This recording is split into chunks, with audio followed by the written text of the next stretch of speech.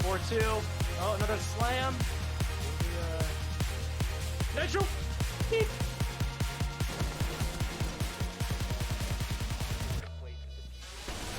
Yes! I mean, they have to go for him and push him. Oh, Well, that didn't work out. pushing up on the top. Oh, but that. Oh, and then from behind. Did he even crawl? Oh, trying to fight his demons here on the shield. Just a little bit of whipping going on. 1 HP. Ooh, but now I'm the warden. Oh! Off the breach, takes him. I guess the second pick on the bottom. 2v2. 10 seconds left. At the glass. What do you What a think? goes out. Able to find one in the action with him here. That's 3 down. It's the retry. Yeah.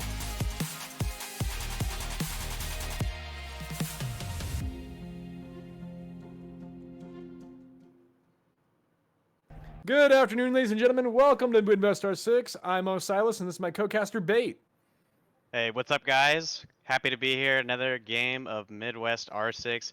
UW taking on OSU Gray. Super hyped for this matchup, as OSU Gray has previously beaten the top contenders in this league that I consider UIUC, along with UW. Always a danger there. Both teams sitting at 4-1, looking to claim the top of their division alongside UIUC. And Osiris, let's look at the division as it stands right now. Alrighty, the division as it stands right now. We got UIUC 5-0. UW-Whitewater standing right below them. OSU right below them. Number 4 through 8, all looking pretty hot. Got a hot competition coming up here. Let's look at UW-Whitewater's players. As you can see, as I mentioned before, Boomin, the captain, fragger sufficient, 1.8 KD sitting there, supported there by Rippled and Mort, 1.48 and 1.61 KD respectively. Followed up by JB and Axtron, not to be not mentioned, as you know, they're a part of the 5-man, they're a part of that winning formula that have gotten this team to 4-1. And speaking of that, let's look at Boomin, talk a little bit about his stats, right? 109 kills to 60 deaths, leads us to a little bit of math, 1.82 KD, 222.67 SPR, and Osiris, let's talk a little bit about that Ohio State Gray roster. Ohio State Gray roster looking also just as hot. We got Severin and Z-Jock as their top two. With not far behind, we got Mamba and Toaster with an unregistered Rhett ICQ. Looking to see as a mystery player here. Let's look at the MVP. Pretty good MVP card, sitting at a 1.2 KD and SPR of 86.34. Their KD coming in at 59 and 49. And let's talk a little bit about some of the votes and polls here for you guys. You voted the community. Looking at the staff, overwhelming. We see a lot of UW, or actually just 5-4 in favor of UW, or actually a lot more in favor of UW. So looking to see if they can I know who back I'm it voting up. for. Exactly. Well, let's talk a little bit about the map bans here. So we got UW obviously open up banning Bank, Ohio State banning Clubhouse, got a Skyscraper ban, Border. Maps we're going to be playing Chalet, Oregon, Theme Park Villa, followed in the bans with the decider of Cafe. I really do think that this map pool favors UW because these are some maps that are really, really puggy, and that's just what this team does. But you know, again, Ohio State, one of those teams that they've got a lot of experience. You know, having Reddick on that roster, along with Mamba and Servin, that's 2/5 of Ohio State's main roster in CR6. So, looking forward to this match. What do you see in this, Osiris? I see Ohio State definitely taking off those very popular maps of Border and Clubhouse right away. They maybe want to throw UW-Whitewater here for a loop. I know that UW-Whitewater has before played on Clubhouse and has done very, very well. So we're going to see a very interesting couple games here on Chalet. Definitely not default, definitely not unheard of to go Chalet Oregon Cafe. Absolutely, and hopefully we can get y'all guys into the game here in a little bit. But as you guys saw. I think, I'm really partial to UWW in this game. I think Boomin just has a lot of experience. He's been around a long time. I played a lot of matches against him. And the addition of Mort as well adds another very competent player to that team. Originally playing for ISC last semester and was going to play for UIUC until he was denied. So, that's three very good players in Boomin, Mort, and Rippled. Now, talking a little bit about Ohio State. Ohio State also can hold their own. Again, Mamba, a player that gave UIUC the top dog in their division fits as they beat them 2-1 in CEA Open playoffs, right? So you've got that guy to contend with. You've got Servant to contend with, who was recently demoted from Ohio State's main roster. You've got Reddick coming in tonight to sub. Again, you say he's a mystery player. I do know him. He plays on that CR6 main roster that's in Premier. So really looking forward to the fireworks tonight. Absolutely. Mystery player as and he's not quite he's stats aren't recorded in Midwest R6. Exactly. Exactly. That's what I meant by that. Just to clear up any confusion. Hmm. Well, Silas, what are your predictions here for the map? Who do you think's gonna win? What do you think the score is gonna be? I'm predicting an even match with a UW Whitewater dub, simply because I know of UW Whitewater, and that's just about it. I don't have any stats to back that up. It's just a kind of a gut feeling, and my gut, it's got to be in the correct direction for quite a while. Exactly. Now I'm predicting a very close match as well. They've got a lot of good players here in the lobby, but I Absolutely. I do think, like you said, UW Whitewater, Ripple, Boomin having a lot of experience here on these rosters.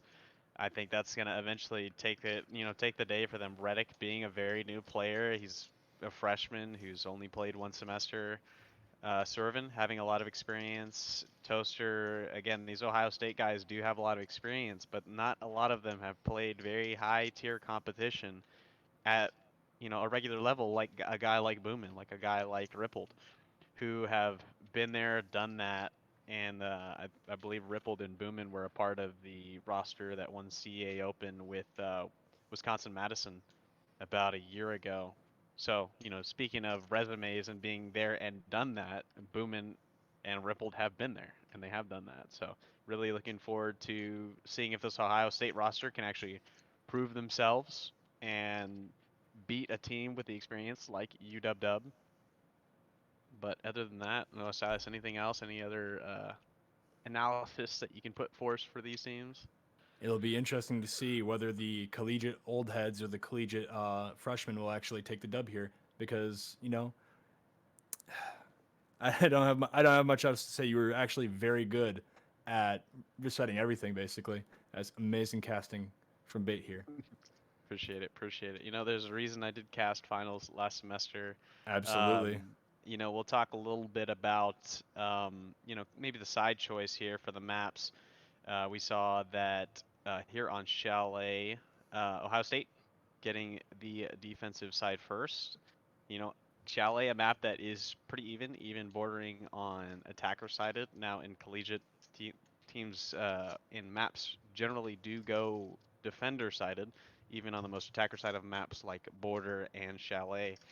So we'll see how many rounds that UW can rack up there on the attack side. This will be very, it always is very important in collegiate maps to rack up as many attacking rounds as you can.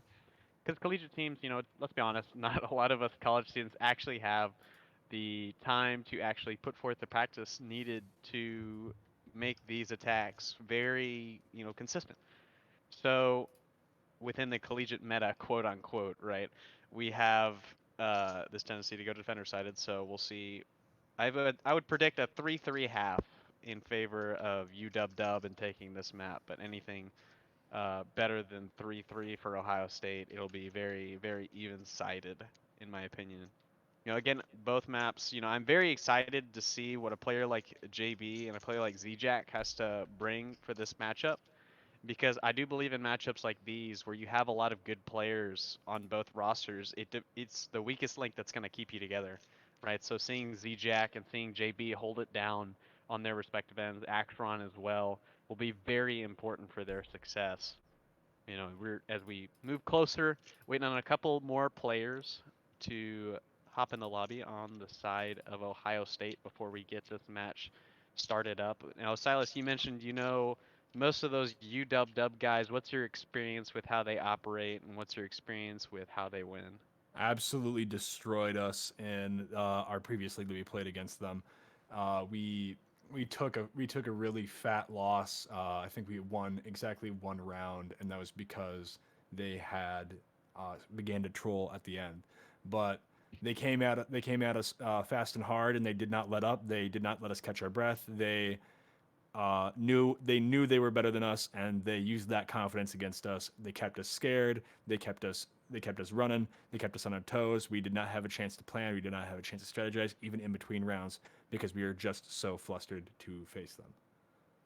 Exactly. You know, that's that puggy style you'll find from a team like UW that they got a lot of ranked players. You know, Boomin. I remember back in the day playing ranked with him, grinding to the champ. And those stacks were really sweaty, and you know that's where guys like Rippled, you know, they got forged in the fire a little bit. I remember when I didn't think Rippled was that good of a player, honestly, about like 2 years ago, and then now I really do think he's a very, very good player, and he can hold his own in a lot of gunfights. You know, but you know, I gotta ask, you know, playing UW, playing Mort, just how active was he in the all chat? I in the all chat. I actually turn off all chat when when I'm playing comp, just because I do tend to reply and start joking around with the enemy team. So I tried to stay off of all chat as far as I could, but I do know that some of my teammates were typing in all chat during that match. So Yeah, absolutely. my Mort being known as an all chat demon. Let's see if that actually makes an effect here in this match. I know actually Mort being an all chat has been not very good for him. It's gotten him in trouble in the past. So you know, if he can stay out of trouble and type in all chat and maybe get in the heads of these Ohio State players, you know, maybe that might be the difference. You know what I Yeah, mean? But get into their head, mess them up a little bit, get them to stutter, maybe make those one or two mistakes you make because you're not paying attention. That might cost you the game. exactly, exactly. You know, it'll be interesting to see the Mortisms that come out in the all chat as a result of maybe a couple untimely deaths. So, you know, heading ever closer to the beginning of this map. Eventually, maybe sometime in the next decade, when these Ohio State players figure out where the power button is on their computer. I So, don't know. Maybe this ends in an FF just because they can't get in time. You know. UW forces a match time FF.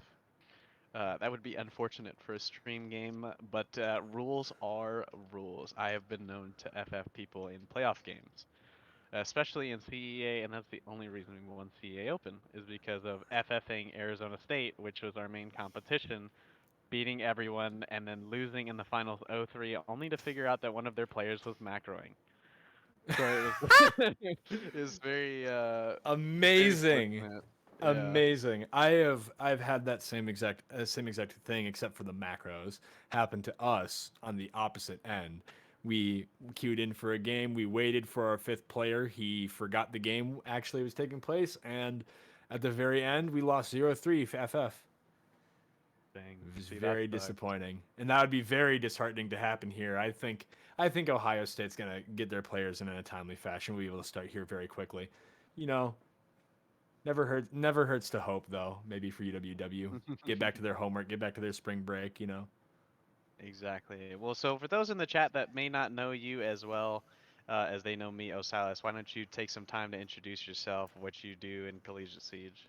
I am a player for UW Platteville's B team. I am the captain of UW Platteville's B team, though I'm not a very good one since I was rather thrust into that position than actively adopting it. After a mass exodus of players during last semester, I have tried to rekindle the spirit of UW Platteville B teams, and I've had some success with that. We have a very competitive B team as well as a very very competitive A team as well, and this year I am happy to play with every single one of my players, including Abel, we have Abel, we have Envious, we have Boo, and we have Rusty Tender all on our team, and every single one of them's amazing. Shout out to my boys.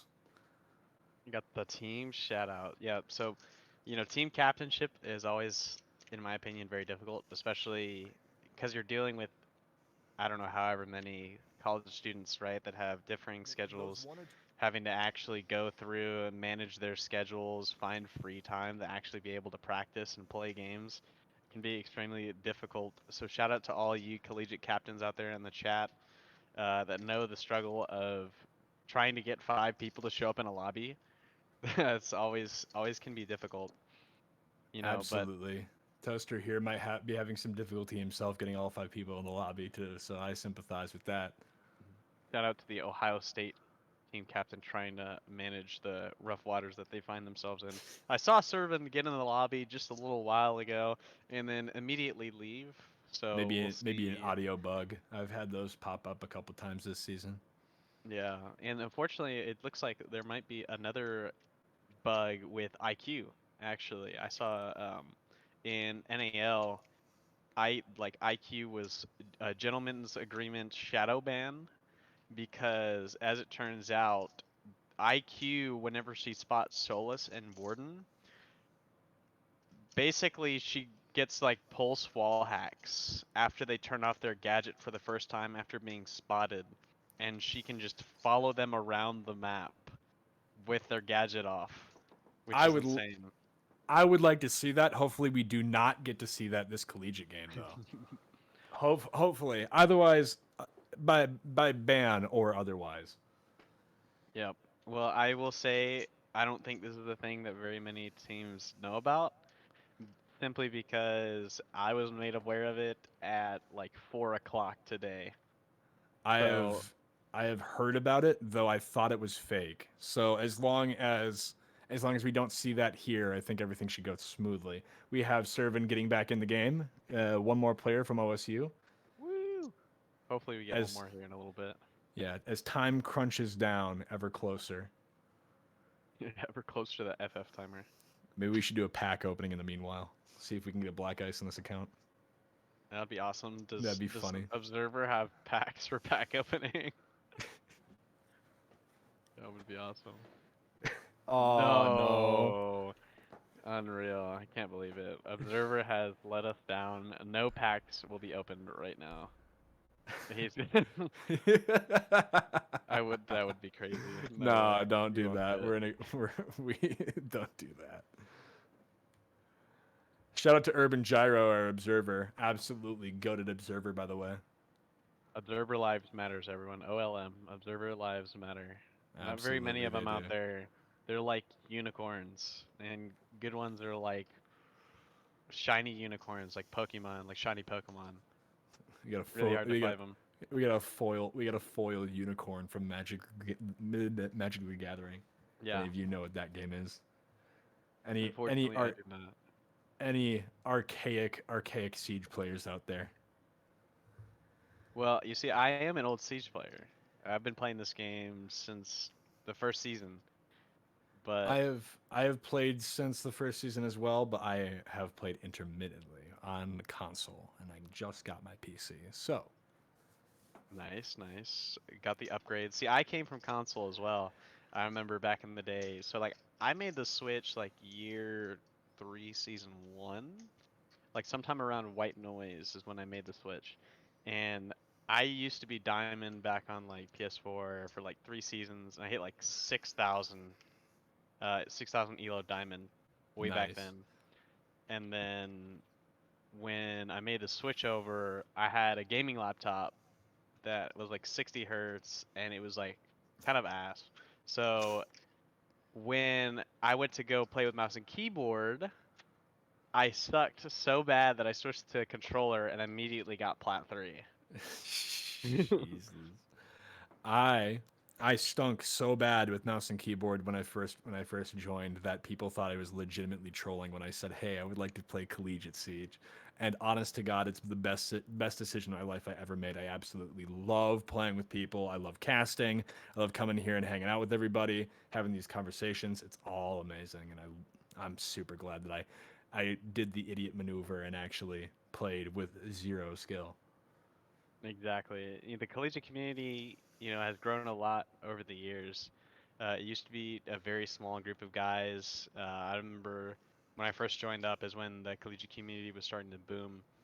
I used to play on UT's B team back in the spring semester of my freshman year. And so, playing for those guys was great. And then actually like making my own club here at UT Dallas, Nice. and actually starting that from the ground up, where now we have people actually coming here for Siege. We're looking at getting picked up by Siege, so it's pretty cool to That's be there along the whole journey. that's awesome, dude. That sounds awesome. I can't even imagine because that takes a lot of hard work. That's actually sublime right there. Yeah, it takes a lot of hard work and also takes finding a lot of people around you that are willing to kind of see things through, right? Like, like finding a beam team captain who's willing to, kind of bring everyone up to speed, finding people who are willing to play competitively, like finding, I'll be Yeah. moving into a coaching role, right? Because I'm graduating here this semester, and then passing that off and actually like making this an organized club within the school. Yeah. It's a lot of work, but it's definitely been worth it. Yeah, definitely Um, also dealing with the goofballs who want to join on the B team. yeah, always got to Like, deal with the goofballs. oh boy. Alrighty. Those B team guys, those guys are next up because Yeah. if people graduate, that's where you're pulling from mostly. Luckily, Absolutely. I've got like 4 incoming freshmen that is, so that's always a good thing.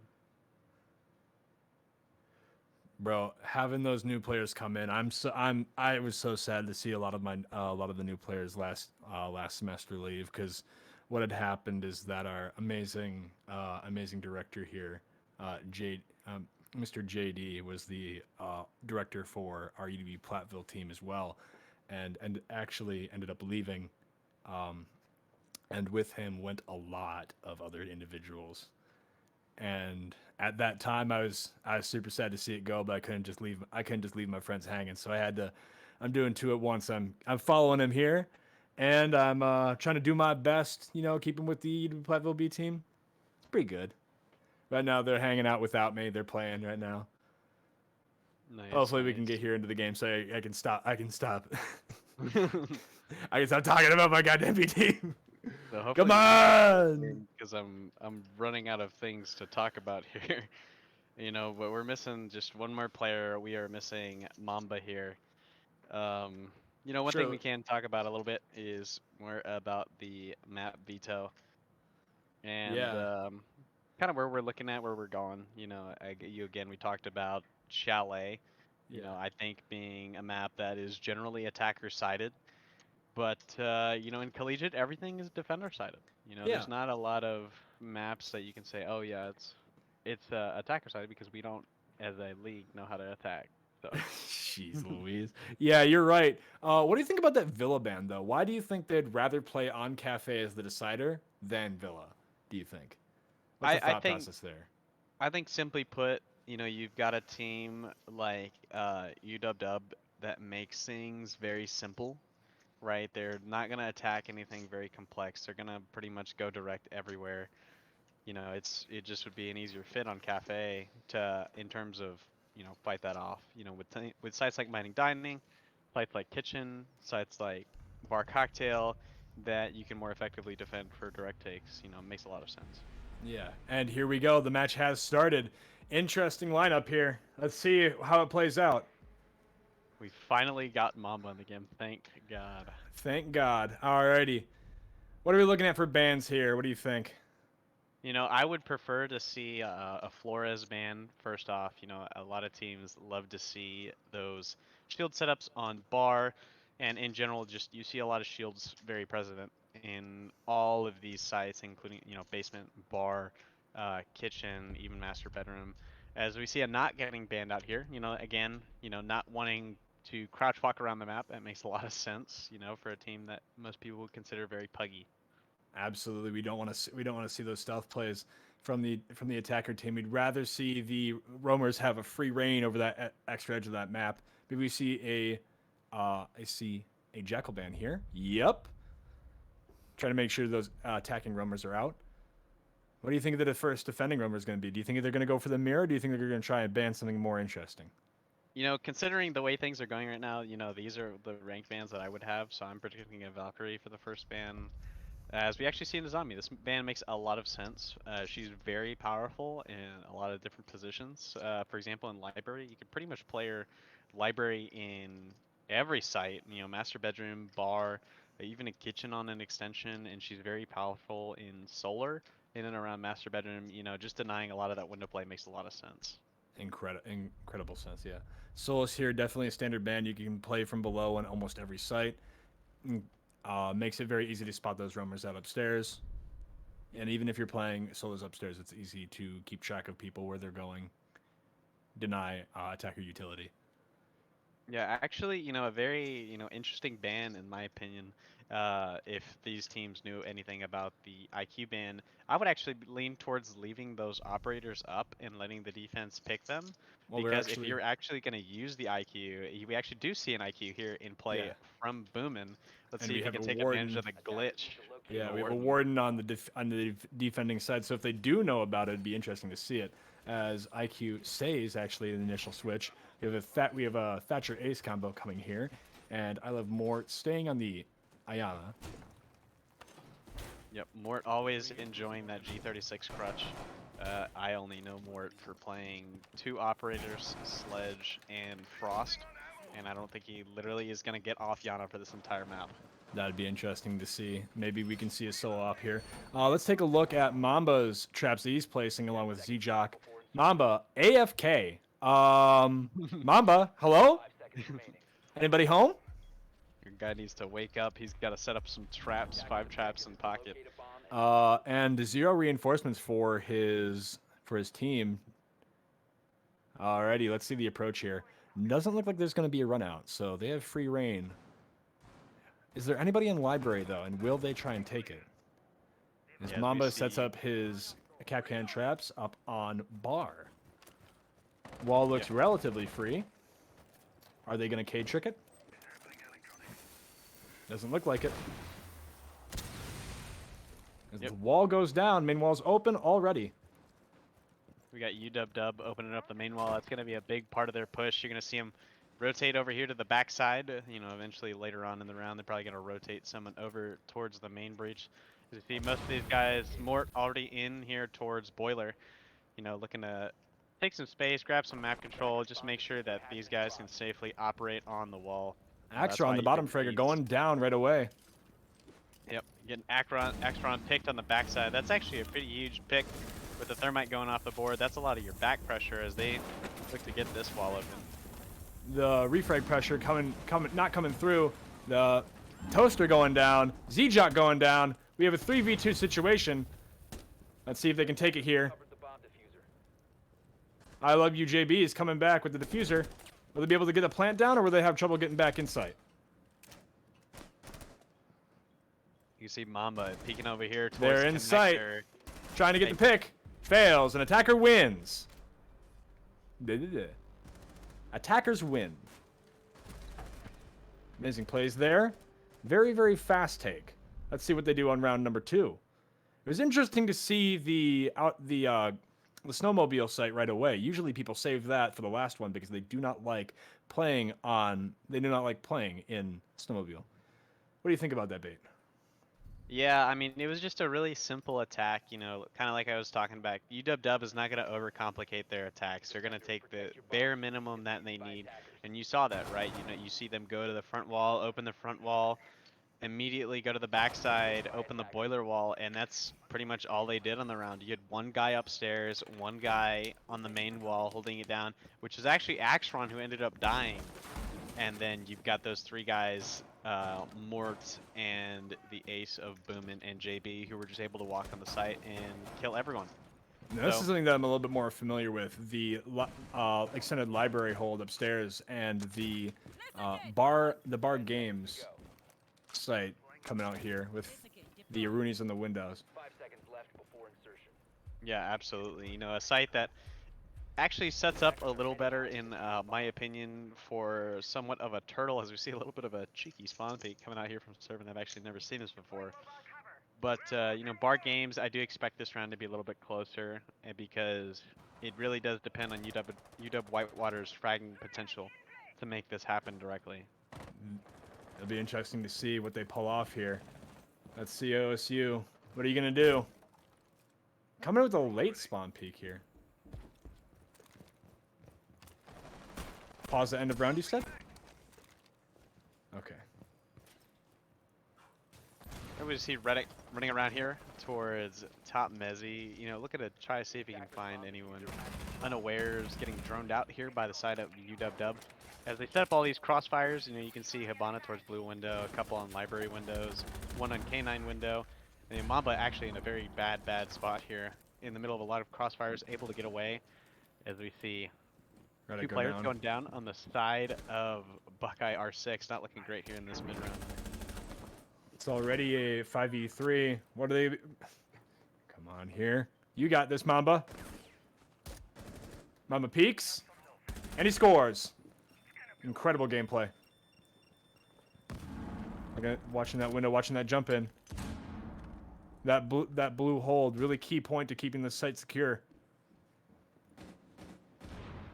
Does he know that they're on the window watching him, waiting for him to wait for him to swing? Got to rotate underneath as Toaster tries to come back upside. Mamba gets taken out, and Toaster falls as well. The round goes to the attackers. Yep, as we can see there, you know, again, UW really not doing anything special there, you know, just kind of waiting for the side of Ohio State to really make a lot of the mistakes. And we've got a tech pause here coming from the side of probably Ohio State, given how long they were actually trying to get into lobby. But, you know, again, you know, Ohio State making all the mistakes there, you know, when they are taking direct, you don't need to take these gunfights, you don't need to make these swings, and we saw it cost them a lot in the early round. You see Mamba going down from blue window, walking across a couple crossfires. You see Reddick walking across a couple crossfires. You know, really, it's just simple mistakes here on the side of Ohio State that really go in favor of the way UW's attacking. Absolutely, that awareness is going to be key to actually keeping yourselves alive here in the early defending rounds. Really making sure that you know where they're coming from, how they're going to take, and then learning from those and actually utilizing that information to secure the later rounds.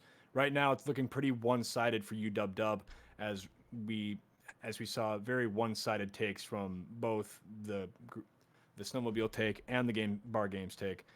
It'll be interesting to see if they move to master, if they go back downstairs, or if they go to bar games. But I'm predicting a bar games return here. And looks like our guys are almost back. It looks like actually Ohio State is hovered over kitchen dining right now. So looking like they're trying to make the full rotation of their defenses, which is what I would do if I was in their shoes. Is I would actually just prefer to keep rotating through the sites, give the other team something that they haven't seen yet.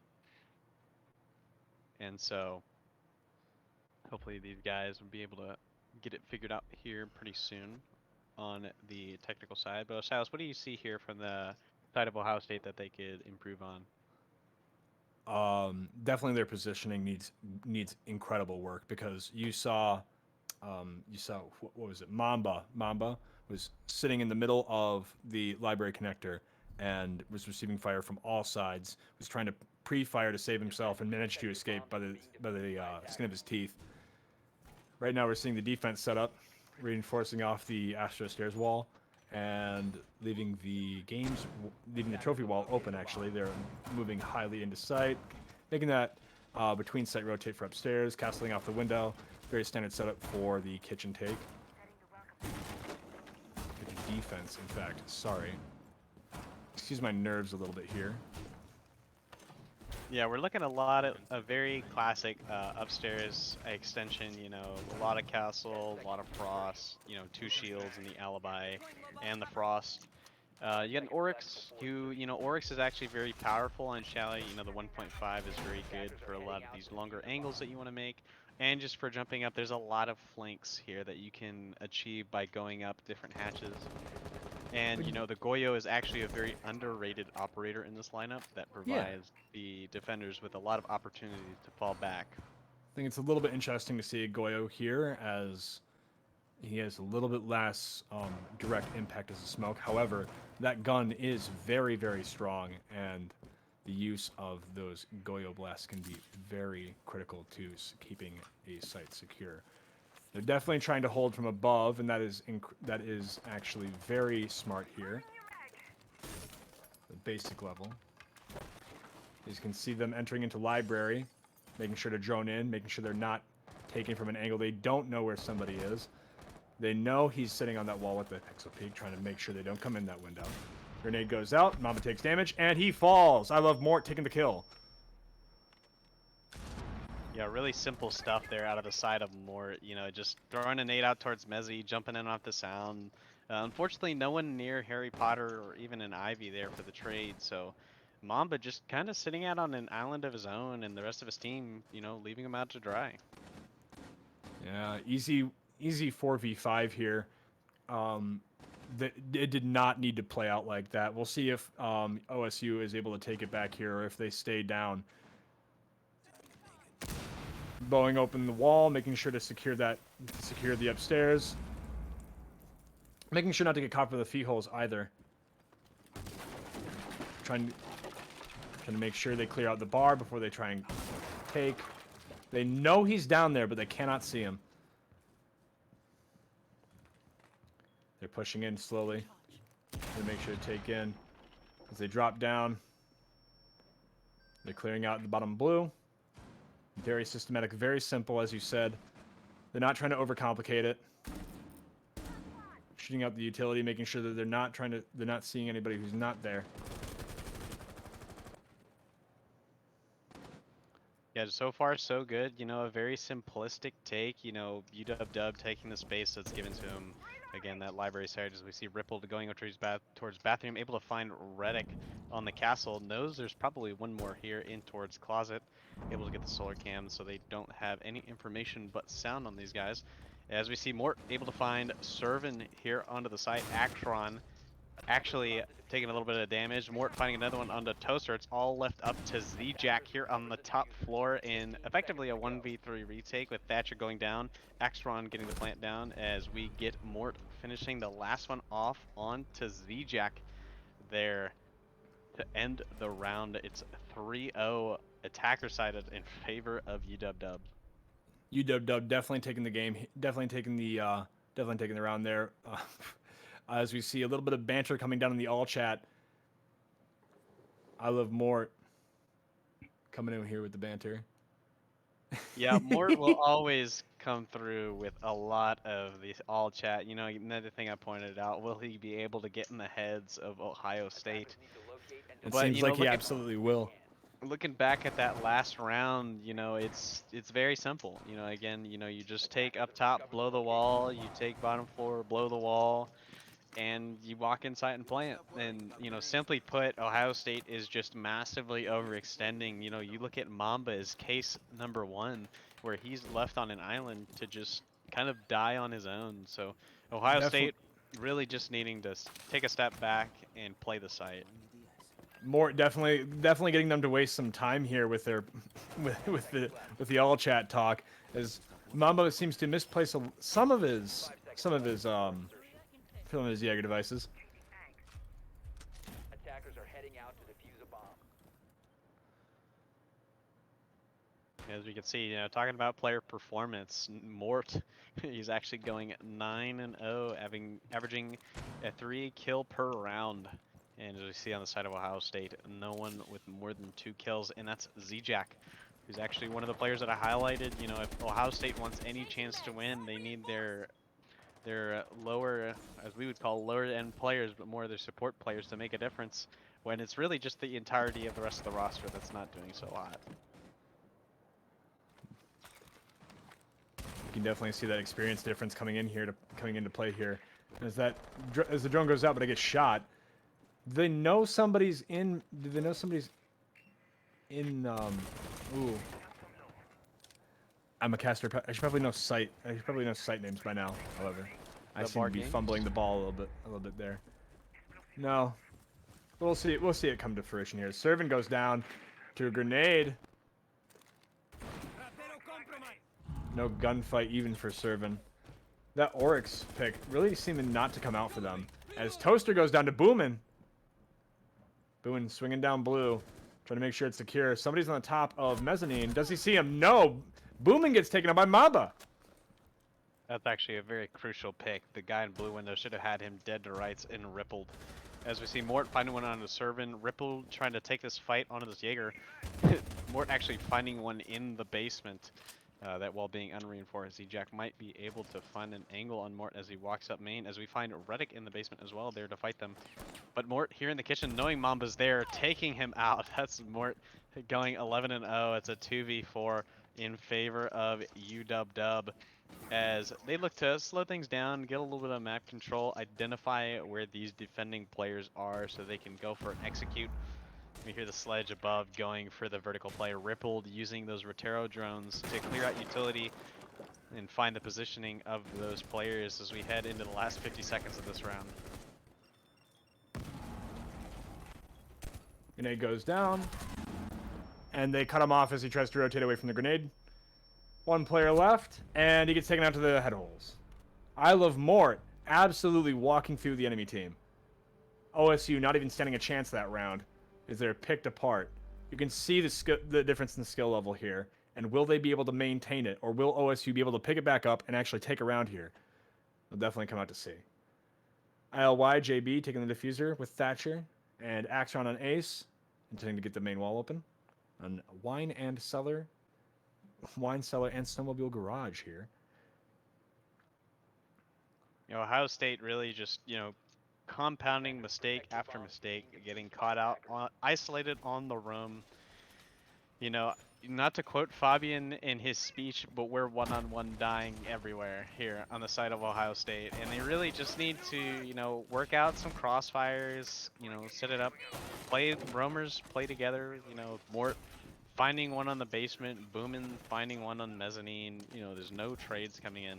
But really sloppy stuff on the here of Ohio State Gray. And on the side of UW, things are business as usual. This is exactly what their attacks are meant to do, is to find these players that are just left out on an island. It's a very direct take. So if anyone would decide to take a one-on-one fight, they should die. And Mort going 12-0 is kind of proof of that. Definitely taking advantage of those mispositioning plays. They seem to electrify off Wine here. I did not see them get main wall, but they might. They know somebody is in games right now, and you can see that through the pre-firing. They even are predicting somebody on that main window as IQ comes here to spot the utility, but no utility is seen. That wall is going to get open right away. Thatcher not even wasting a grenade on the wall. We know somebody's going to be waiting for that hop out. However, nobody's there to actually secure the kill. They open up the main wall, maybe to just distract even as they rotate back around. Not even holding that angle. As OSU has to waste energy now on the wall, making sure nobody's going to come in through there. Attention's taken off. They can move through the other garage. They know the hatch is open. However, is somebody going to be on it to be able to secure that angle? Does not look. If we can take a peek here at garage. At the other garage, not Snowmobile garage. As garage now is taken by what looks like to be... Is that Mort or is that Boomin? I can't see from this far away. They moved in. ILY, JB. Kicking up some Servant. Z-Jock taking actually the kill on I Love Mort.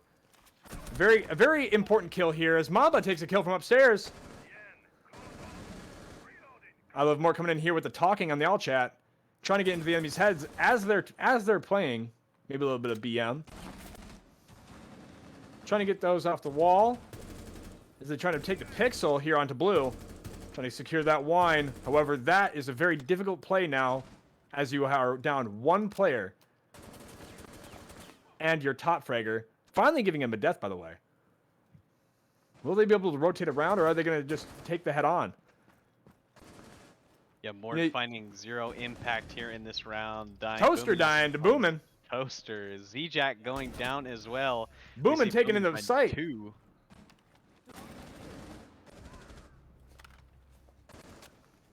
Mamba with the overhead. definitely coming into play here. However, Isla JBY coming in with the plant. They're both off site. Will they be able to deny it? No.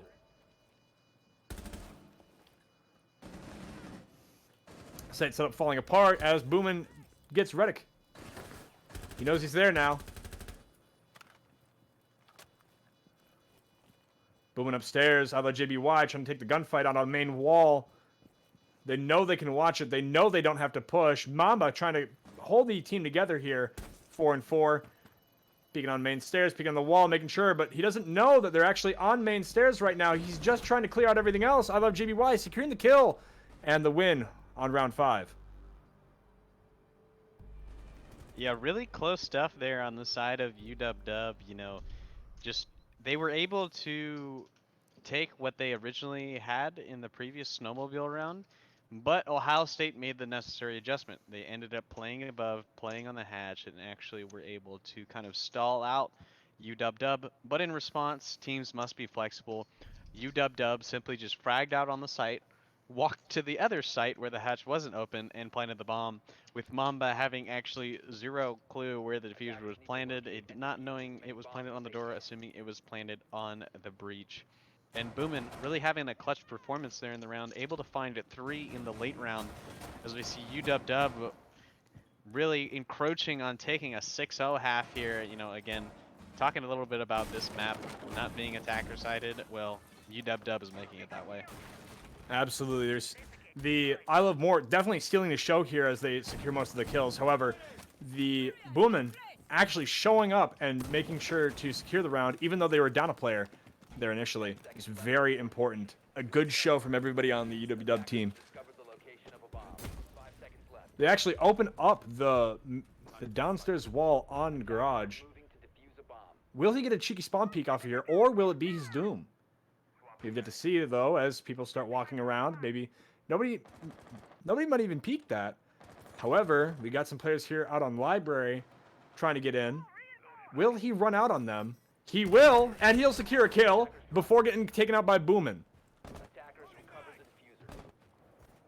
That's actually a huge pick on the side there of Ohio State onto the Thatcher, as that'll effectively prevent most of the walls from being opened very easily. UW's gonna have to work a lot more of their utility on Morton Rippled and as far as the nades in order to get the walls open. So we'll see how they make an adjustment here in the mid round, but in general, you know, I'm not a huge fan of spawn peaks when you're down 0-5, but if you can find someone like that, I guess it works. It might just work out here. You see, Servant going 2-6 really wanted to up his KD, unfortunately. Gonna put it down a little bit with that death. See that exponentially taking place. Boomin sitting here on the window looking for a cheeky rotate. Does he cut him off? Nope. He's rotating back around here. I Love Mort. Let's take a peek at what he's doing.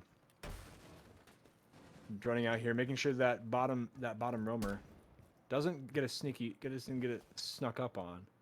Though he doesn't know that they're actually on the bottom of blue, rotating up to try and cut off library hallway. Flash goes out. They might know he's there. You can see some action on piano as they're dancing around, trying to make sure K9 stays safe. However, there is no utility on the wall as the name always goes down. Goes to 3v4. Instead of UW taking Mamba taking off Axron. Yeah, we see Mamba actually being able to just kind of roam around the blue side freely. You know, Mort unfortunately not catching the timing. They're able to find him in the basement.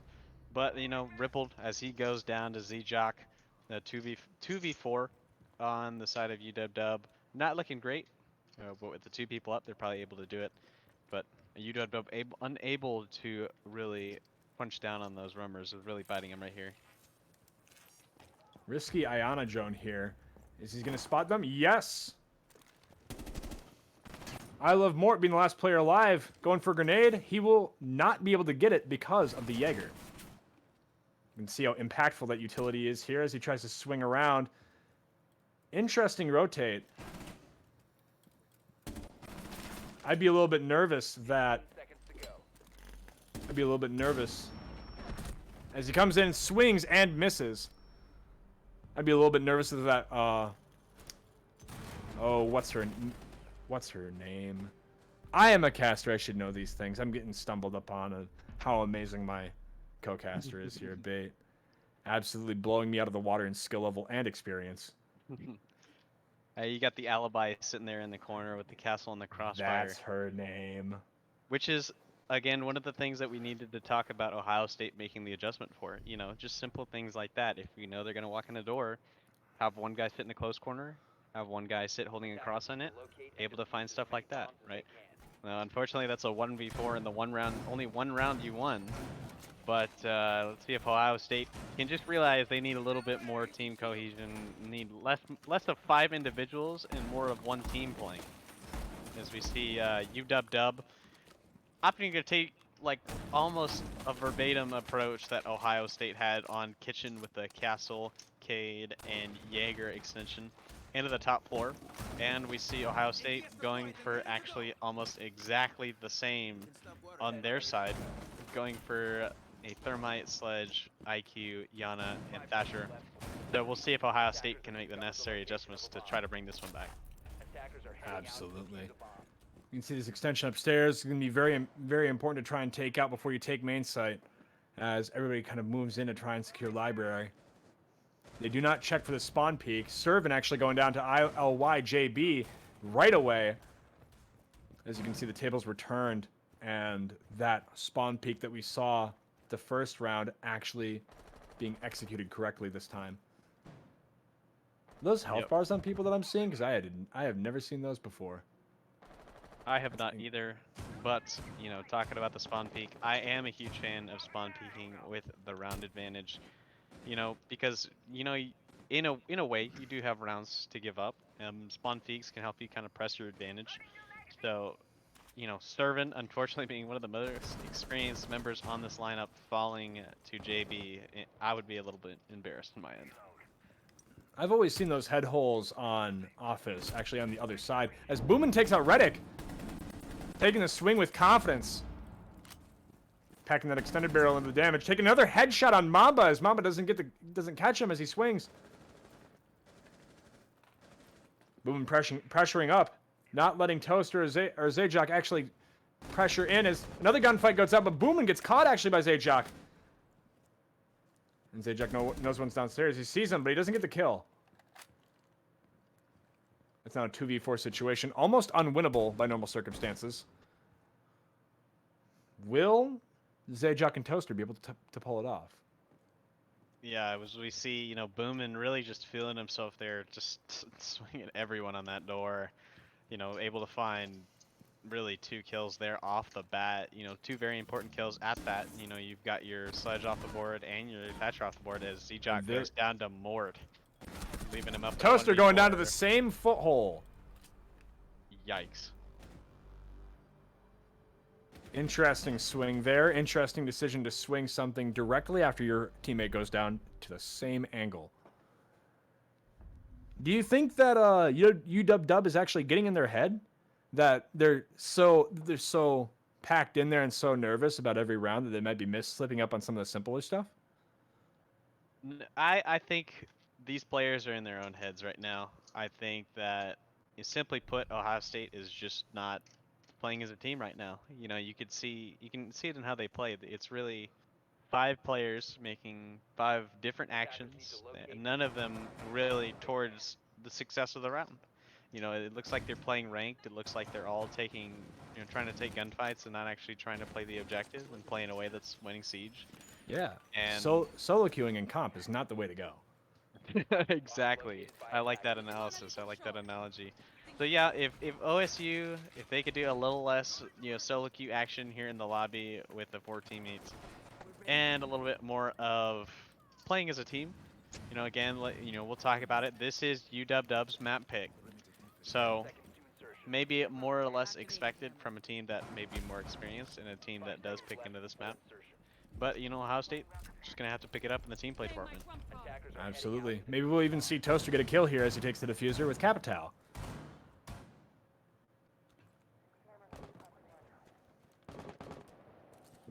Will they predict the spawn peak this time? Nobody on spawn peak though. At least not an obvious one. People rotate around, making sure that they secure that upstairs site on library. Let's get an overhead view here of library. As we can see, nobody directly in library. As big frag time. Boomin kills Servin. I Love Mort kills Mamba, and Servin taking the kill onto ILYJB. C4 goes out, and a down onto Toaster. No kills for Toaster this round. Defender is exposed. Confident runouts. Maybe a little bit of trolling here from Rippled. Boomin taking Zajac, though, as he jumps back inside just before getting downed. Reddick now left by himself to his own devices from his own team slip-ups. A 3v1. We have seen miracles happen before, though, as Reddick takes a kill onto Boomin. But the jump out from I Love Mort as he takes the final kill. Oh my lord, the amount of runouts, the amount of troll there from the side of UW. Just some last round craziness, you know. Again, we talk about it. This is UW's map pick, and this is a team that really likes to pug it around. And so when you try to rush a team that really likes to pug it around, it generally doesn't go all that well. You know, I'm a really big proponent of A, spawn peeking when you have the man advantage, and B, rushing teams that are very organized, right? Teams that you can kind of read into and always kind of expect what they're doing. But when you rush a Absolutely. team like UW, you don't know exactly where their positioning is going to be at any given moment. So, as you can see from right there, immediate shutdown, and then you have 3 guys jumping out of windows trying to find the last 2 guys in a 1v3 and a 1v2. You can see, this is what I was talking about earlier, that when they have that win advantage, they absolutely do not let up, do not let you think, do not let you have a moment to yourself, as a 1v3 scenario is a time when you really need to plan, really need to execute carefully.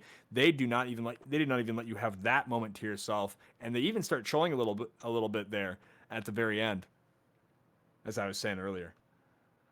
Absolutely, yeah. You can definitely tell there's a little bit of troll going on. I could really start telling when Rippled was peeking the top of Snowbalk outside of library from outside as Valkyrie in an even man situation. So, yeah, UW really just feeling themselves on that map. Really, Mort, the MVP of that match, you know, dropping double digits, really making sure that those guys, like you said, they just didn't let up. And looking at the side of OSU, you know, having James Bond in there, a 007, certainly does not help the case. You know, as him just being cannon fodder in Toaster every round. But we see Zajac. I was actually very pleasantly surprised with him. I feel if the rest of Ohio State can really pull it together, I feel like they have a good chance of pulling it back this series. But heading here into a little bit of a break, we will catch you guys on the other side of it.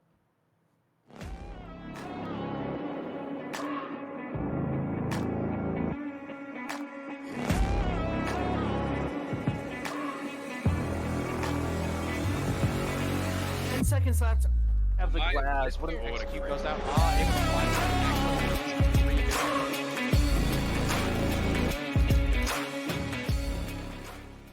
Looking to increase your aim? Kovacs is one of the best aim trainers and a proud partner of Midwest R6. Upgrade your FPS skills with over 21,000 scenarios, map editors, and much more. Kovacs.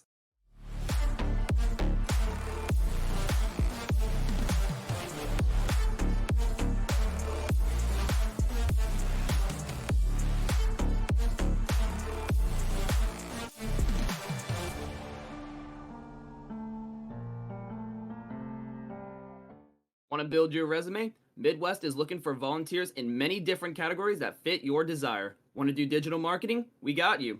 Interested in statistics, moderation, production, or social media? This is the place for you. Build your career and resume with Midwest R6. All members will shadow their design position and be given a shot at the big leagues. Do you think you have what it takes? Send us your resume to midwestrr6league@gmail.com or fill out your interest form located in the Midwest R6 Discord server. He's halfway up now. Halfway up. Like. Robo getting taken down. Yana just walking in the.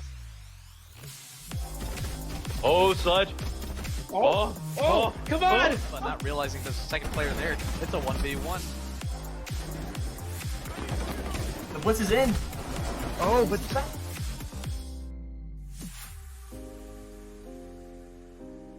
West R6 is looking for league sponsorships. Want to be a part of many college students' next journey? Midwest R6 focuses to give college students and beyond an opportunity to get real-world experience in their desired career field or a hobby they enjoy. Midwest R6 aims to work with businesses that believe what people do matters.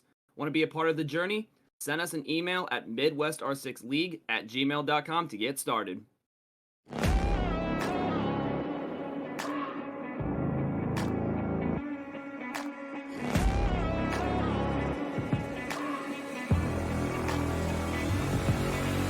Seconds left. Have the glass. What Oh, an keep goes out.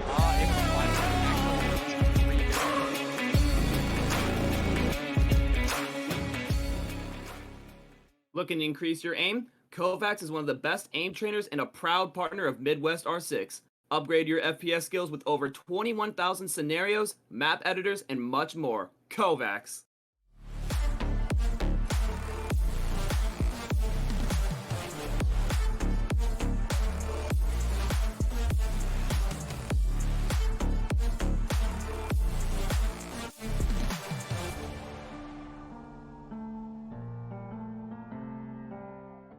Want to build your resume? Midwest is looking for volunteers in many different categories that fit your desire. Want to do digital marketing? We got you. Interested in statistics, moderation, production, or social media? This is the place for you. Build your career and resume with Midwest R6. All members will shadow their design position and be given a shot at the big leagues. Do you think you have what it takes? Send us your resume to midwestrr6league@gmail.com or fill out your interest form located in the Midwest R6 Discord server. He's halfway up now. Halfway up. Like. Robo getting taken down. Yana just walking in the. Oh, Sludge.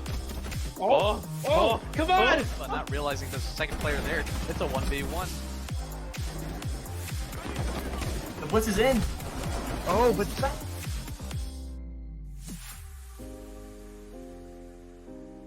Midwest R6 is looking for league sponsorships. Want to be a part of many college students' next journey? Midwest R6 focuses to give college students and beyond an opportunity to get real-world experience in their desired career field or a hobby they enjoy.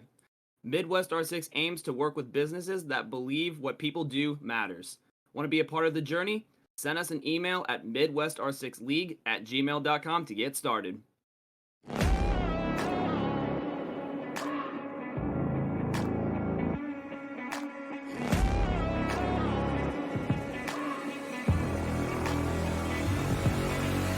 seconds left. Have the glass. What an Oh, keep goes out.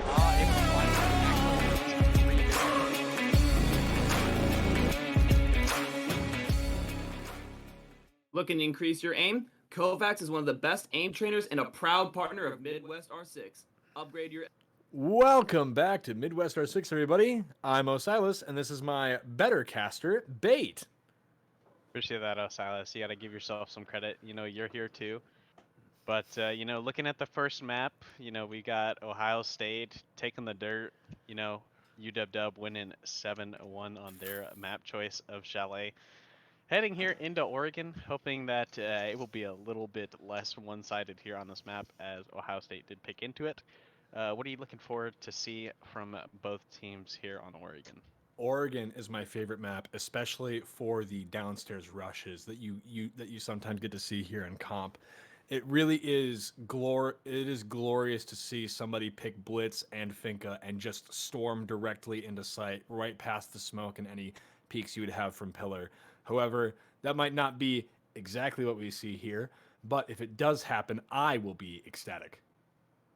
Absolutely. You know, Oregon being a very dynamic map, you know, in my opinion, when you're one of the smaller maps here in the map pool, you know, there's not really a lot of space to operate, and it really favors a team like UW, in my opinion, who they're going to take direct, they're going to take the minimum amount of space needed, and if you aren't able to operate around that and able to handle the front-on takes, then you're unfortunately going to falter, and that's what we saw a lot out of the side of Ohio State, is those direct takes, you know, trying to go for these flanks, just falling apart.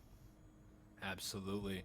Here I expect to see a good amount of roaming on the offsite below small tower and in the kitchen and dining area.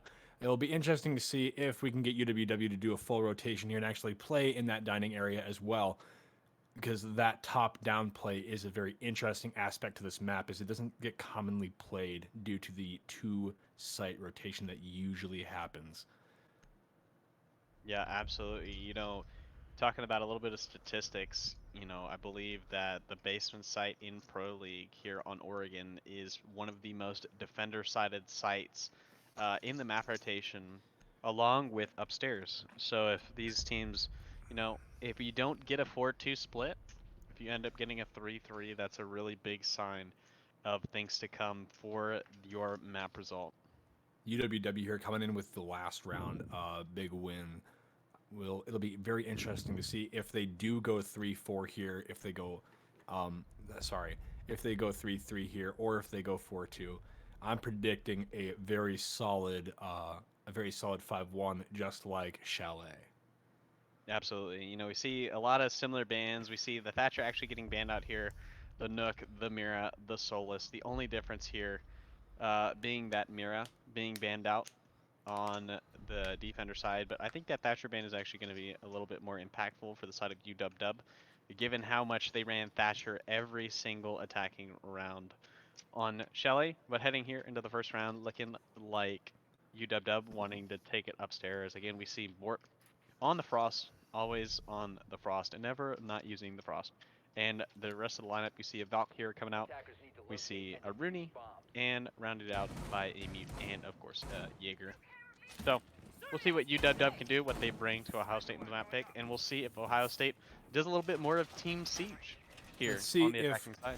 Toaster can actually play off of somebody. Maybe if he does, he can actually get a kill this time. Boomin coming down, playing the Iruni. Those laser gates definitely coming into play as the cutoff rotates and back way into the sights. Will they extend into Trophy, or will they leave Master Bedroom uncontested? That is yet to see, as they make some head holes from Attic, and some head holes in bunks into games. Ooh, we see an Amaro here coming out from Servant and a Ying.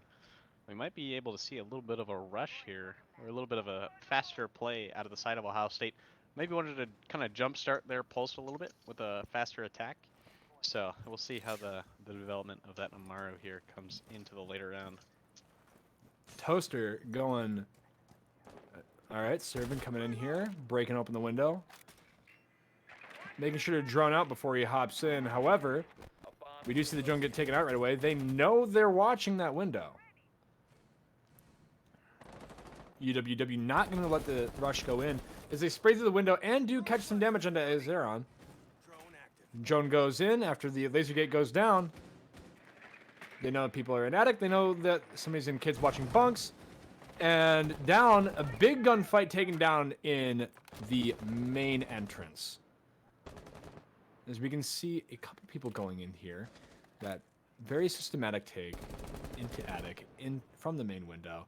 That pressure going down, making sure that people cut off any ways that they can get out.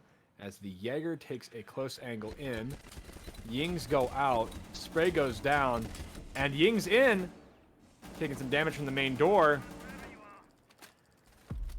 They now have taken that free real estate as the Amaro gets killed, and the Ying goes down to a frost trap on Zadrock. Reddick and Toaster left to pick up the slack. Do they know, or will they act like it's a 3v3 still? As a flank kill from Toaster takes down I Love Mort, but they can't secure the kill on White. Will they go for the revive, or will they try and take the gunfights here? Do they know where they're rotating through right now? Or is it going to remain a mystery?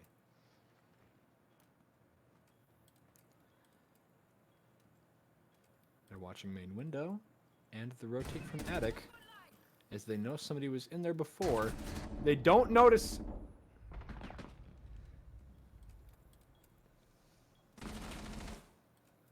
Coming up to a clutch situation here with Reddick and his pistol. That new reload change making it critical for that sidearm.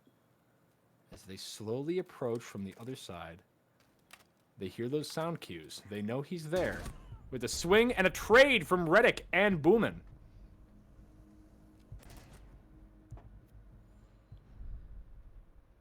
As you can see, really, Ohio State, I like what they were doing there. I like the decision to kind of go for the Amaru and the Ying, identifying that, there isn't a lot of utility that can, or a lot of things that really can deny where they're taking from. But that being said, Amaru running through the window when there's someone still right in the middle of kids who heard you shoot the G8 through the window, and the Ying, unfortunately, not droning for Frost Mats. Stop that round in its tracks.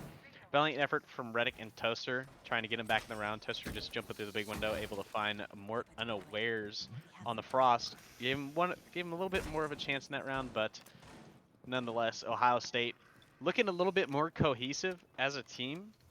But again, just still not there in my opinion, and you can see it as it results in a map loss. And highlighting a little bit of that team play, you saw UW there in the 1v2, right? No one over peeking, trying to hold crosses, really just making sure that they had all angles accounted for.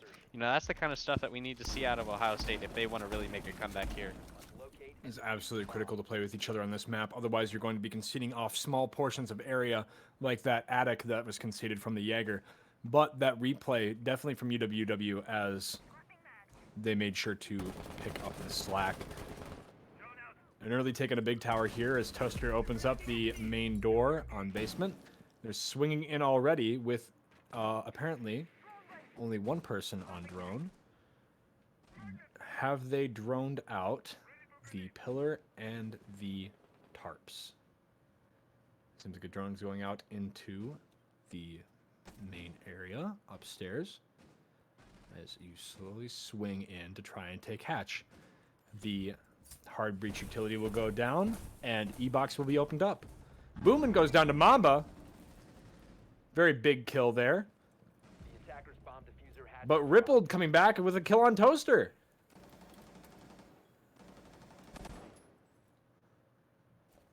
You see they're not going to be able to give up tarps easily here as Mamba takes a careful angle down onto the pillar. He knows somebody's playing off a pillar, but he doesn't know from where. So he's watching the wrong side, and he takes a little bit of damage there, softening up a little bit for maybe another body shot kill. His I Love Mort has taken a little bit of damage from fighting earlier, but the nade goes out. But the Wamai is down, and no grenade kills will be taking place today. I Love Mort taking a little bit more damage as Mamba swings down a little bit from blue. Rippled with a kill onto Reddick. They're not mindful of those feet holes. So, everybody except for Servin has peppered up with a little bit of damage. As you swing onto Freezer here, they will be downed from the rotate as the Zeron is not pushed, so he is free to look in whatever direction he so pleases, with the Warden killing Zajoc on tarps. Again, we talk a little bit about the team play from both teams. UW, you could see it on their side. All the crosses were being watched. All the right angles are being watched. There's nothing that's left unchecked. There's no ability for Ohio State to kind of just walk down and catch someone unawares. Very good work on the side of UW. On the flip side, Ohio State, again, things just not being communicated, angles just not being watched.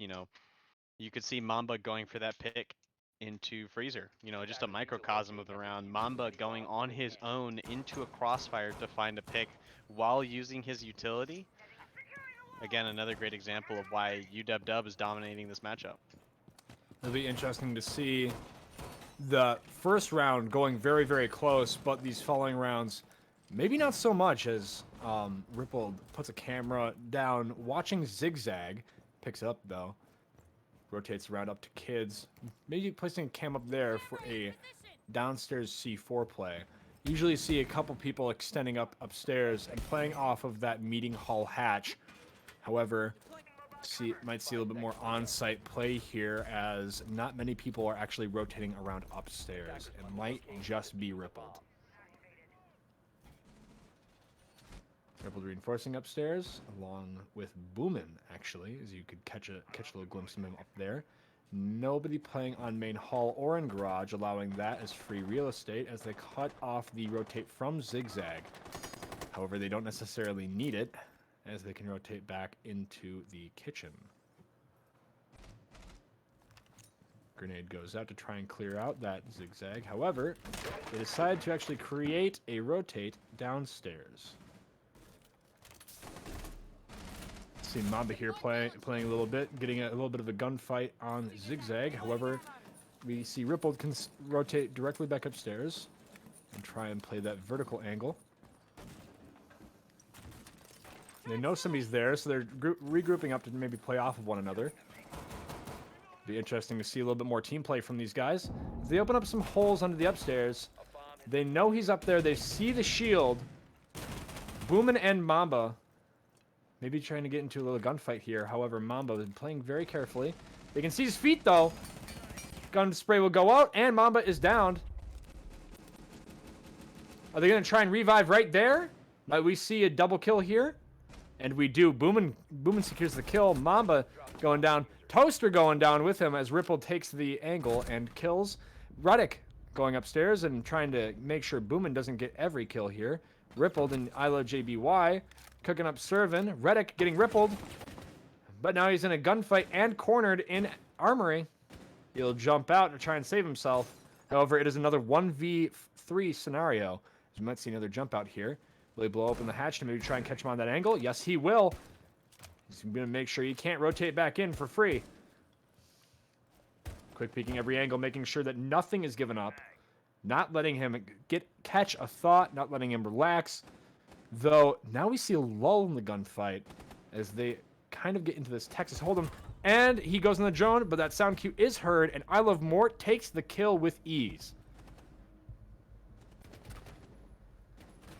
Yeah, again, gonna sound like a broken record here, but it's just really the play. You know, from the play from Ohio State is really just not on the same level as UW right now. You see UW going for those double swings, going for those double peaks, responding correctly to the attacks of Ohio State. You know, you really saw it from where that OSA was positioned.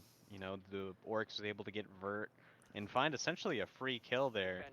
And then UW making it a priority to really get into Z and retake the shield, calling for a double swing from Meeting and Z. You know, just really ho-hum impressive stuff there from UW netting him the round. Absolutely. We can see I Love Mort here, still on the Frost. Definitely not getting off. As they're looking to secure some of those early round kills as well on those Frost traps. Never getting off the Frost. Never getting off the Frost here as Ripple comes out here with the Caveira. They're 6-1, taking the lead for the team. Are they going for some trash talk right now, or are they just AFK? Who knows? Then the fire activates and the round starts. You can see. I don't know about you, Osiris, but I really want to see an interrogation right about now. Serving up Boomin, as Boomin gets caught in main lobby. An interrogation right now would be incredibly funny. However, it is a 4v5 right now as Boomin goes down right away. And we see Servin walking in as they directly take up Armory. Even though they didn't really check it that much. Oh, Rippled here, killing Mamba. That's an interrogation. That's an interrogation? Oh my goodness, I didn't even notice. Oh my lord. That is a sacrificed, what, 15 seconds? As they have to keep off of all their angles. That is a wall level play. They can just see right through there. As the interrogation does go down, they decide to push in again. You know what would be funny? A second interrogation. That would be great. You know, the one thing about interrogations that not a lot of people think about is attackers are forced to give up a lot of map control. You know, they actually, they have to fall back out of their positions to prevent getting free-fired. And so you see Ohio State, having to take it slow, and it's taken them about 30 seconds to regain the map control that they originally had, as we see Thermite actually getting this wall open. There's actually an incredible first 30 seconds there as they pressed in. However, that's all lost now as I Love Mort actually gets flashed and has to concede that positioning. Now Game's wall getting taken open and they're all positioned on top of each other in kids. They're trying to rotate around to get through big window, but they don't know somebody's not on it. And Game's wall gets taken open as the drone goes through, making sure it's safe to go in. Top white is prepped with a C4. The Axron not conceding that willingly. Rippled playing on the bottom of white, making sure nobody rotates back upwards. Does he know somebody's in the bottom of Gorilla there?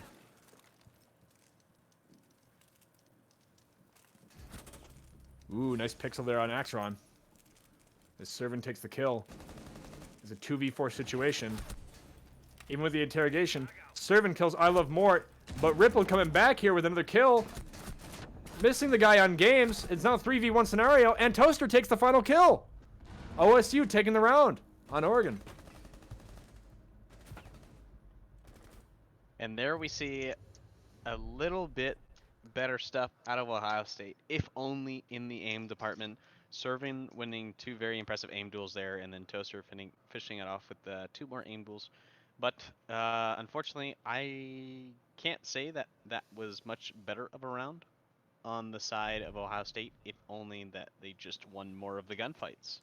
You know, I'm really hoping to see a little bit more of that coordination, a little more of that utility being used to actually force these guys of UW and Crossfires. But, you know, if you can always outgun them, you always have a chance to win in the round.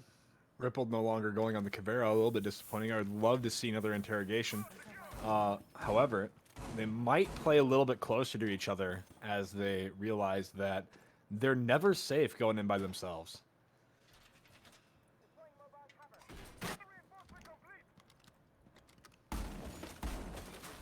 Getting a look back in the strategy, very default. However, they do not have a smoke, which is not unheard of. However, it is a bit rare.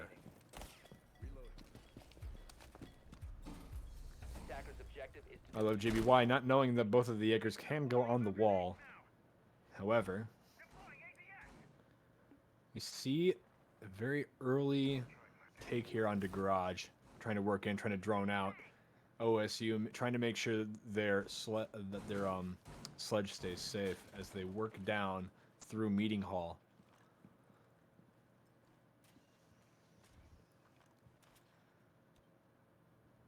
A little bit more teamwork, as you can see drone go in, but I Love Mort not letting Servant take a break as he gets an early kill on him. I wonder where that was from. Wherever it was from is a little bit of an overextension here early in the round. As we can see, Mort couldn't have really been farther than Freezer. So it seems like maybe one of those guys, probably Servant, was down Freezer stairs early. And unfortunately got picked, and that's a set of nades off the board, which is very important on a site like Laundry and Supply, where, you know, you have the Shield of the Frost to contend with, you have the Azami barricades as well now, and the Midas, and the Jaegers. So, very, very bad opening pick there from the side of Ohio State. Mamba and I Love Mort coming here with a swing from the Frost. However, not securing the kill. More Mamba coming here, waiting patiently for that swing up the stairs. However, it's not going to come. He's going to inch his way back down very carefully. Does he know that I Love Mort's to his left?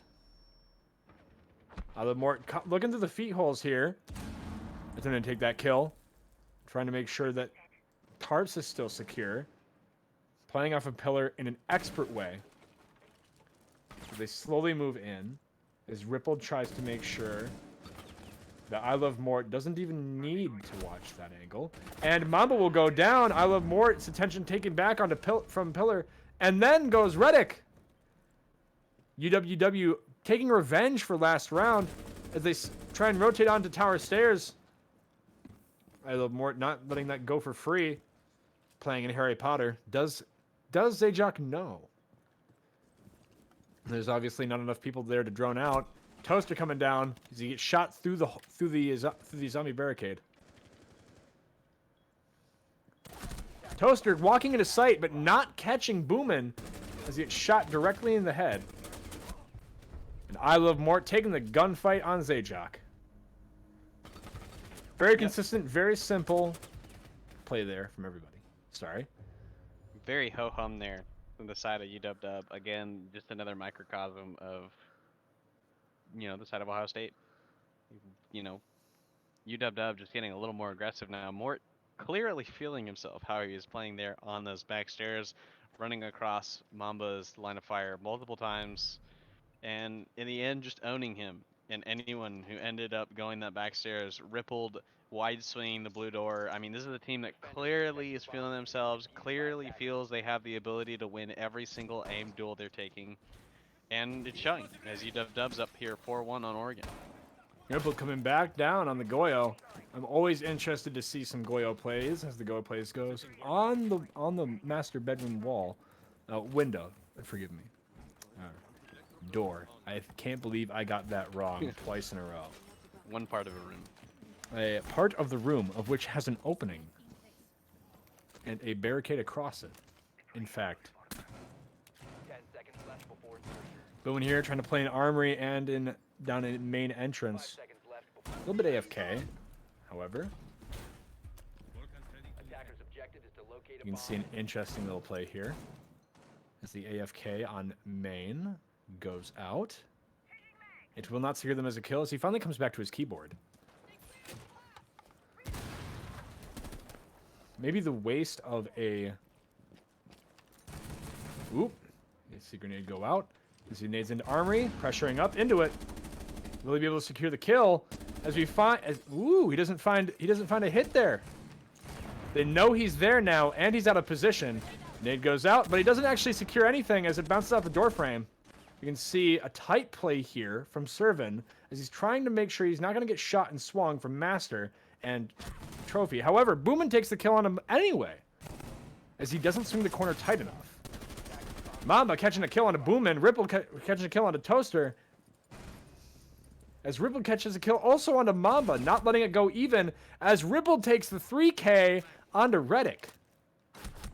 Sajak, though, not letting that go for free. Unfortunately, it is still a 3v1. Holy crap. Very fast, very dissecting plays there as the rotate as the flank from Rippled takes apart their entire team. And now Isle of Mort board simply punching a wall as the action takes a lull. I just gotta say, I hope Rippled clipped that because he just got 2 kills from main stairs onto players inside of T2 on the T2 window, and then fried a guy upside down rappel on armory window. That was insane. Incredible gun skill there from Rippled.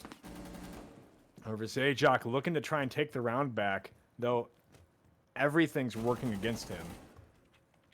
Random spray through the wall. However, he does get a kill onto Isle of Mort as Isle of Mort gets bored and gets out of position due to his need for action.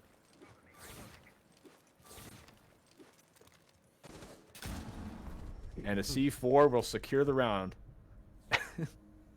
As Isle of Mort. What an interesting round there from every single player.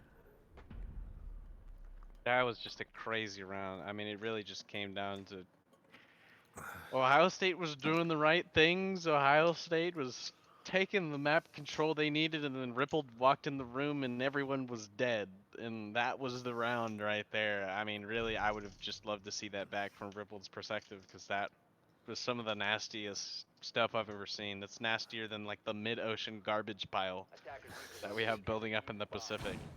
Don't get me started. I will start sobbing on stream. I was very surprised there. I was very, very surprised that you would get wedged in there and not ask for somebody to back you up for the flank. Were they communicating with each other, or were they letting that go for free? Ooh, interesting site hold here on basement as the defense side goes to OSU. A castle coming out, making sure those doorways are cut off, but head holes all the way across. Maybe getting a little bit egotistical as they know they can't take those gunfights as UW has been. Attackers must locate and defuse a bomb. Yeah, I don't know about this site set up here from the side of OSU, only for the fact A bomb that has been located. it really relies a lot on this castle to hold the head holes, and he's not even there in that position. So Boomin is literally That's just able to free do real this. estate. That's just free real estate. A hard breach here just opens up the site entirely. Axron, Ripple coming here with a kill onto Reddick, and Axron coming in over here to open up the wall as this entire Tarps area is free real estate. A grenade going through to kill I Love Mort onto Zajoc. Zajoc not even seeing it coming. The wall does not get rotate through'd. However, it might not matter. But Servant does get a kill onto Boomin. And Axron tries to take the feet holes here. And a smoke coming in here to try and kill Axron as he does take almost all of his life in damage. Is a 4v3 scenario with Axron going down. He might be able to live here, but Mamba gets a kill onto Rippled. I Love Mort taking some damage as Axron tries to worm his way into a position where he can get revived. However, that might not be possible. Actually, Axron is up. Attackers recovered the bomb diffuser. That random spray through that wall going to prove to be a very big doom piece from I Love JBY here as he slowly inches his way down tower stairs and tries to take that angle. However, right behind him is Mamba. Will Mamba be able to get the flank here as he flanks up behind Axron and gets a double kill on I Love Mort? They didn't even see it coming. You'll never see me be happier to be proved wrong here. Absolutely beautiful plays there sometimes as they did take a needless angle and get killed. However, they managed to secure the win there and the flank, big flank there from Mamba. I don't know if they would have been able to win without it. Yeah, you see UW doing exactly what I would have done, which is just kind of walk in if no one's playing pillar. But as you can see, the ace on the E-box wall just kind of making Swiss cheese of it, not actually able to make a hole that the attackers can use to walk through, jump through, vault through, whatever they may have you, only able to shoot through it, which caused them to stall out majorly. And UW just kind of sat around twiddling their thumbs in the mid-round until they all died at the hands of Ohio State. So credit to Ohio State for not overextending, for not taking a whole lot of unnecessary gunfights when they didn't need to, and just letting UW kind of give them the round. So let's see if they can continue that here, heading into the upstairs site. 5 seconds to insertion. We can see a little bit of an interesting downstairs play and a cheeky little spawning peek here for Servant. However, they are down rounds. I don't necessarily like that, as well as a fairly strange placement of a rotate through games into that closet. I'm wondering if we can get a peek on that as Servant figures out he is not getting a spawn kill here and might actually get cut off as the pre-fires go through the main door. He might not have a rotate out.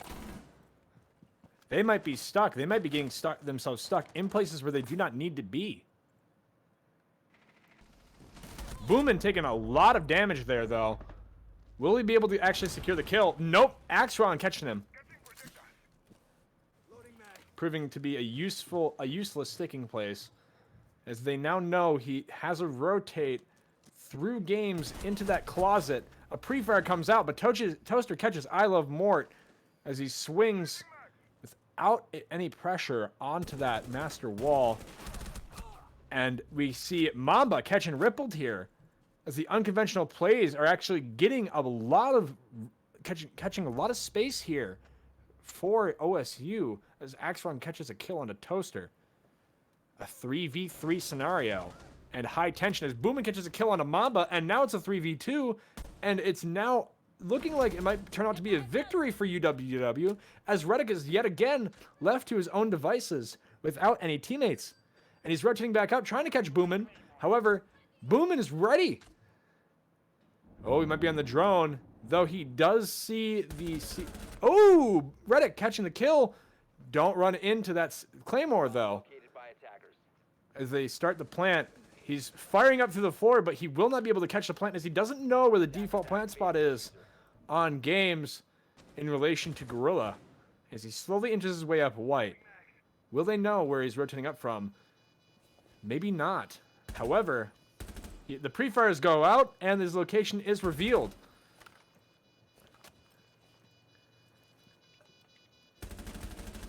playing directly into their hands. Gets shot from behind. Axron catching the kill onto Reddick. And UWW takes the round. Yeah, good recovery there from UW-Dub, losing a lot of picks there in the early round, and by that I mean just a couple guys.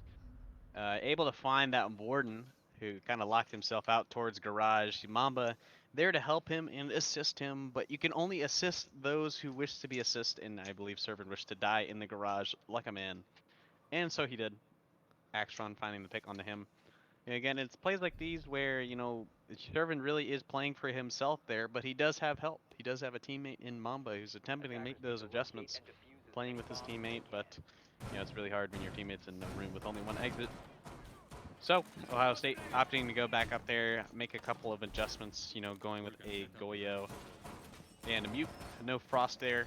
And, you know, a really questionable decision there, you know, looking back at it from Mort with a trophy shield staring him right in the face. He just walks into Master Bed and takes the fight with the Closet Guy. So, we'll see if a little bit more trolling happens here on the side of UW-Dub, but heading into match point, I think they just want to get this thing over with. I Love Mort seems to be getting a little bit itchy. I don't know if you know what I'm saying, but you could tell earlier in the game he's actually like spinning in circles and trying to hit the wall just to keep himself entertained. He might actually legitimately be getting a little bit annoyed here with having it taking so long. I wonder if that's going to get into his head or if he's actually going to start picking it back up and start playing for realsies again. As Boomin tries to secure that run out with the Claymore on the door. He does not want to get ran out on. Other more experienced teams have done that to UWW before. The electrification, as the Mute actually goes out onto the wall, forgive me. They're not letting that master bedroom go up for free, as Boomin takes a little bit of damage there from the grenade. Servant taking a little bit of damage from a pre-fire from Boomin.